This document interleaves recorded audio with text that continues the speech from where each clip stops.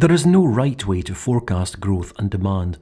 I think it is something you need to manage and control via a sound business strategy, rather than trying to use mathematical models to predict the rate of technology diffusion and then building your strategy around those model predictions.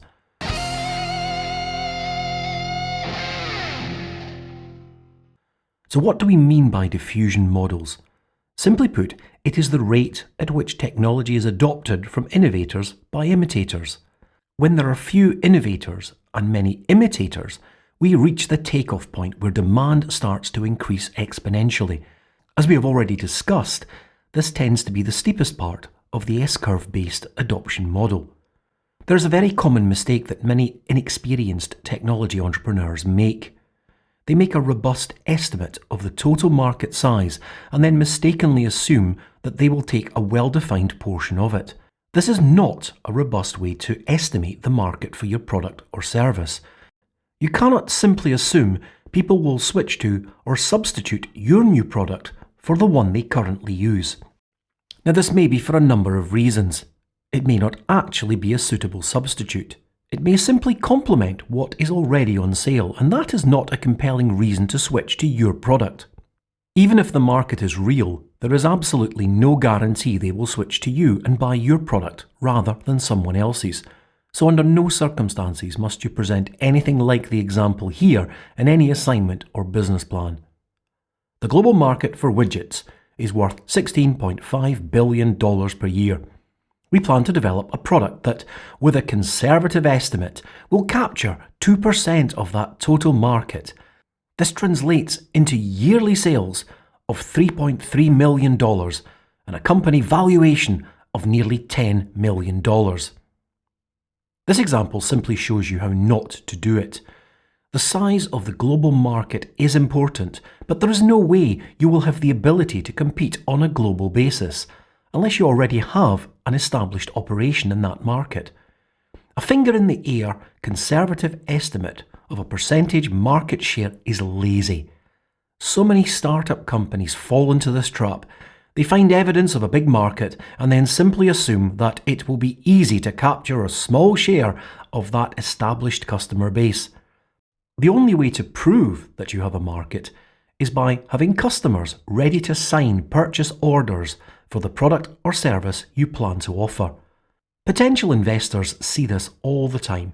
If you ever present to investors, go in with real evidence that you have paying customers rather than rough estimations of market potential.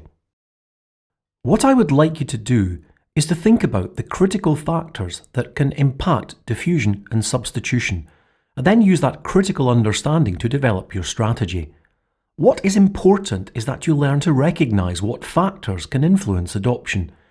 These are tangible external influences you can identify and ones you can build strategies and contingency plans around. The larger the market need it fulfills, and the lower the cost, the faster people will buy. This is about making the right decisions around margin and pricing. It goes without saying, if you give something away cheap, people will want it, but you will quickly end up bankrupt. So you have to find the right balance.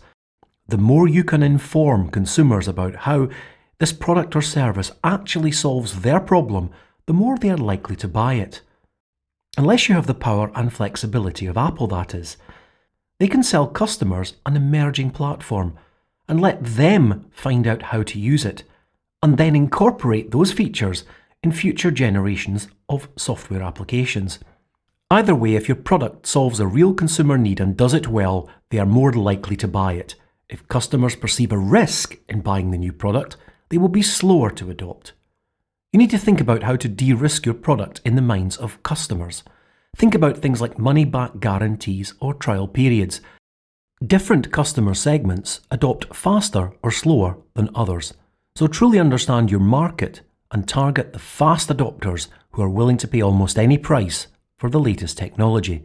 It is also true that the outside environment can have a hugely limiting effect.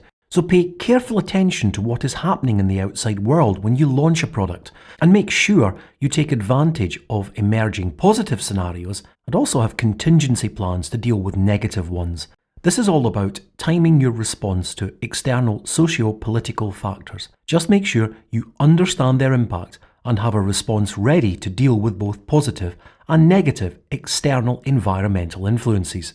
You are only as good as your weakest link. You already understand the process of technology evolution. It is important that you recognise that the performance of just one component in your product can limit its overall performance, and that is going to impact the rate of diffusion of your product. One faulty component makes a poor product that no one will buy. It is also going to be reliant on complementary technologies, which may not have been designed to work together in the way that you are currently utilising them. This is the beauty of parallel development. If you have suitable specifications both for the performance of your overall product and the components that make it up, you can always have alternatives lined up, provided you develop very good specifications for the actual components, what they have to do and how they have to fit together into the product. I personally would avoid sequential development, that is, developing product components in sequence and only one at a time. I'd avoid this at all costs. Parallel development gives you options. Some are pricey, but if they stop you losing market share, they may be worth paying the high price until you substitute them with cheaper components. The next strategy I want to cover is substitution. Simply put, it is finding a way to steal someone else's market by providing a technology that replaces theirs. This has a big impact on the competition between new entrants and incumbents. Personally, I feel adopting a substitution-based strategy to steal share from incumbents is very dangerous. It assumes consumers will switch, and firms trying to do this usually underestimate the switching costs. My preference is to focus on emerging market needs and to avoid developing me-too products to steal market share from established firms. Now, some firms, for example Sony, are actually very good at this, but they tend to be larger corporations, not emerging new technology companies. The rate at which the market substitutes is also sector dependent.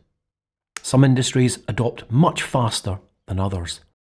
A few final thoughts to bring this set of topics to a close. Don't use models to forecast your growth. Control your growth. Build your market by targeting well-defined consumer groups with very specific needs. Delight them with your technology performance. Lock them into your product. Parallel path your development activities and have solid specifications for everything in your product or service so you can line up multiple suppliers. This gives you much more flexibility to deal with the early stage growth challenges.